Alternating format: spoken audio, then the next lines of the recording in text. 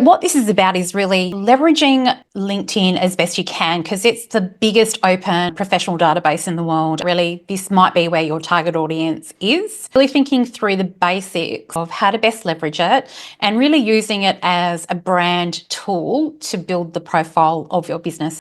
Now, this is a common one that we always see is that people buy from people that they trust. And when we think about that in a context of running a business, it's that know, like, and trust. And why that's really important is that we need to be able to build trust in order to establish our reputation.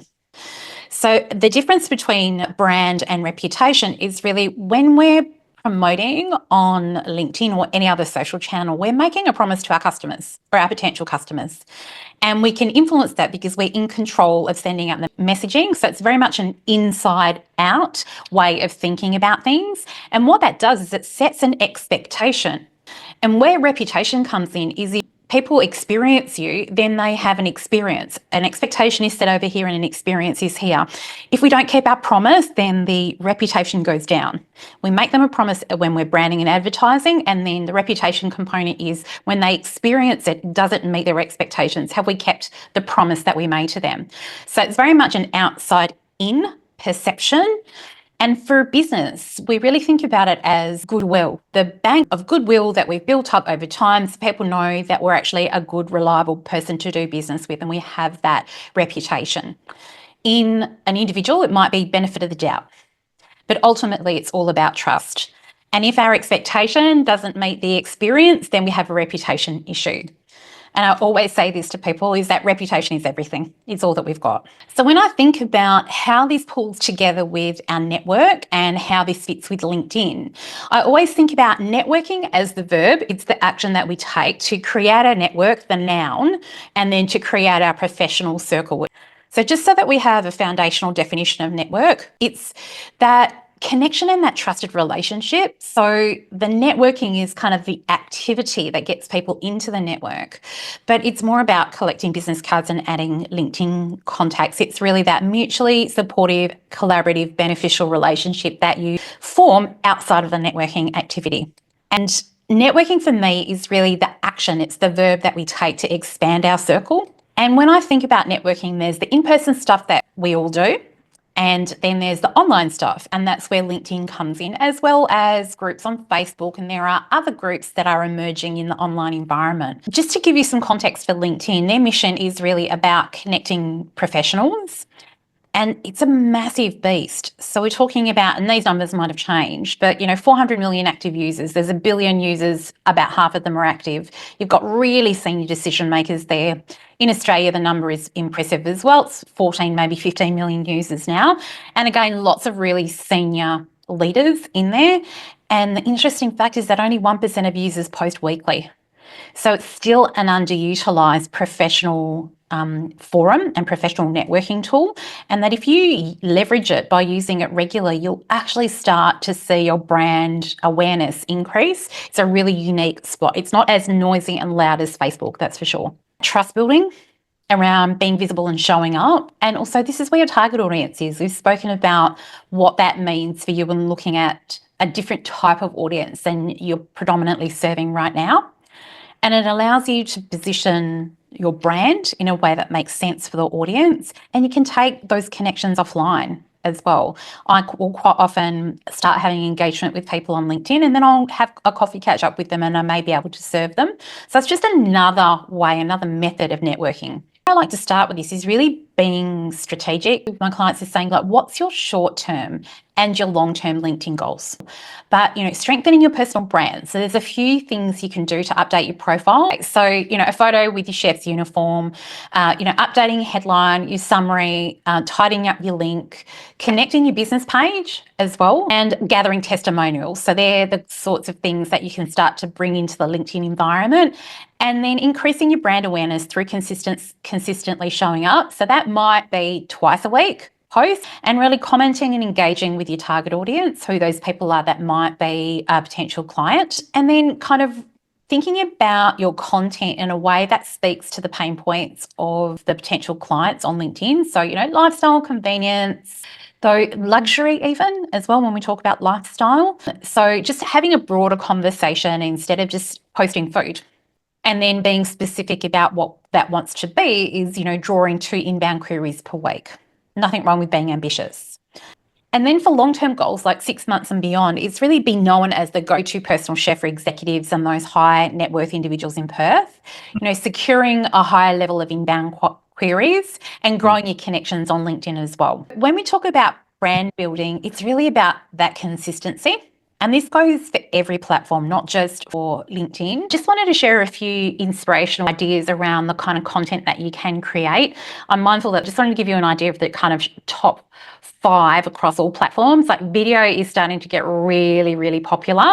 Case studies or examples that you can share. Long posts, the reason why short posts is at the top is because this is for all platforms. So things like X and Instagram, it's really short. You need to be really short. Even Facebook, you can afford to be a bit shorter. But for LinkedIn specifically, long posts are absolutely the way to go. You also work in a very visual space, so visual content's always a winner. Like for example, I would never do a post on LinkedIn without a visual of some description. Never. I'm still tinkering with video, to be honest. So I've just moved on to the next slide. The content ideas that actually perform best is video and then sort of case studies or stories. Again, white papers, this is more on the LinkedIn technical side. Research and short posts in that order. So that's across all platforms. But what we're noticing on LinkedIn is that videos are starting to become much more prevalent, and LinkedIn is all about stopping the scroll. If it's just wording, it's not going to be as effective. So it's got to be visual rich. So on LinkedIn, the highest impact posts are ones with images.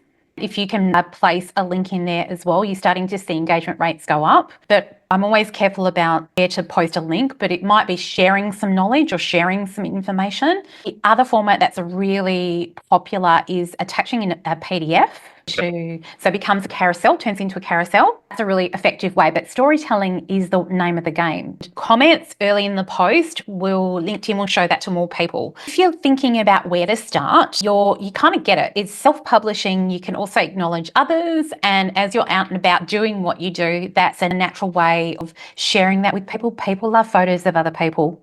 I always find posts with me in the photo outrank average photos. Food photos, people photos. It's like people want to see other people. So when I'm talking about self-publishing, like in the corporate arena, they generally call it thought leadership. So thinking about who your target audience is. If there's, research or any leading lights in your industry, that's a way that you can share content. Kudos posts are also really cool. And this is just a way that you can shout out to someone that might have helped you or provided a referral or something like that. Just a real way of acknowledging people. So when you create a post, then you've got a different option. You can select one or multiple people, and then it notifies the person, and then there appears in their feed as well. So it's you just doing a shout out. Before I do this, I sometimes ask permission if I don't know the person that well, but otherwise people kind of love this shit. They love being shouted out as a thank you. So just another way of getting people engaged and a different way of thinking about content. It doesn't always have to be about you. It can be about someone that has helped out or you want to celebrate something. The other one is the out and about posts. So if you're at an event, make sure that you take a photo with yourself in it. And also, I love taking photos with other people just to say, I'm out and about doing this or networking here or doing some education, or I've been invited into someone's home. And then you can use that as well around @tagging. So the person or the company, and that grabs them into the post and gets them engaging. You see me doing this after my event, but across all the platforms. It's on LinkedIn, it's on Facebook, it's on my group, it's on my Facebook group, it's everywhere. It's a really great thing that they call social proof that you're doing what you say you do. And people love photos with people in it too. Don't get me wrong, they're one of the biggest engagement pieces that you can get is when you tag people in. And the other thing around LinkedIn is it's really about engaging on posts. So sometimes it's about asking a question. So that call to action, having something at the end of the post that tries to engage people in comments, kind of trying to engage people in giving them reasons or suggestions for posting. Because what we know about LinkedIn is there's a window. 2 hours after you post is when LinkedIn is really listening. That first 2 hours, you need to get as many comments as possible. So sometimes you'll start to see me comment on my own posts because I'm trying to get the algorithm. The algorithm values a comment more than it values a like on LinkedIn. Likes don't mean anything to the algorithm. If someone comments in a meaningful way, it chooses to show your post to more people. Right. Which is why those at tags, when you're at tagging people that might be in a photo or mentioning them, like what I quite often do, even if I don't get a photo with that person, if I bumped into someone at an event, I'll say, it was great to see you at, great to meet you at. There are a few suggestions on engaging is just as important as doing the posting as well. And it's all about meaningful connections, right? I never send a connection request without a note. Almost, if I meet someone at an event, if someone likes my post, I'll have a look. If we're not connected and they've liked my post, we'll send a connection request. So again, strategic. And in that connection request, there's only a limit to the number of words that you can use. But I have a series cut and paste responses that will automatically pick and place into connection request. It could even be something like, thanks for liking my post on whatever the topic was. I'd love to connect here. Send. And then when they connect with me, again, another copy and paste response is great to connect. I look forward to engaging with you here. I'm a leadership coach and trainer. Here's some freebies. And I send them to my website to give them a freebie. Part of what we're trying to build in terms of building a brand and building awareness is not about collecting connections. It's about getting to that know, like, and trust and building the brand up enough. Once the content comes into the feed, when they're ready to make a purchase decision, they're ready to host that corporate event, or they want a VIP experience at home, they think of you. It's a long and slow burn. It's not about an immediate sales, like jumping in and pitching someone. I have a turn of phrase I use for that. I call it the pitch slap. Almost be like, okay, if they engage you, then I would search the company name, I would search the people tab, and I would connect with as many people as you can in that business in the same way that you would do for former colleagues or former employers as well. It's strategic and intentional to grow your connections, to build your connections, because the more connections you have, the more people that your content is likely to be shown to. LinkedIn is not TikTok. It doesn't work the same way. It doesn't show your content to random strangers. You have to have a big connection group. Top tips is really about working smarter and not harder. And it's really be consistent. What frequency of posting do you think works for you realistically? Sometimes LinkedIn content has a bit of a tail. Just because you can doesn't mean you should. Whatever it is that you do it consistently and do it as frequently as is realistic for you. The approach that I have around posting is the hamburger approach. One topic, bun filling bun. Catchy opening line, clickbait, whatever is really clever. Roll out all your dad jokes. Dad jokes are great. Puns are fantastic for opening lines. And then the call to action. And if you want a bit of sauce, you can add a few at tags for people as well. So keep it really simple. It doesn't need to be overly complicated. If as you're writing it, it feels like it's too long, it means you've probably got 2 topics and you can split it into 2 posts. And that call to action might be like, comment below, tell me your thoughts. If you've got a freebie, whatever it is that is trying to get them to encouraging them to engage. In terms of a few tools that I use, I'm a ChatGPT girl so far.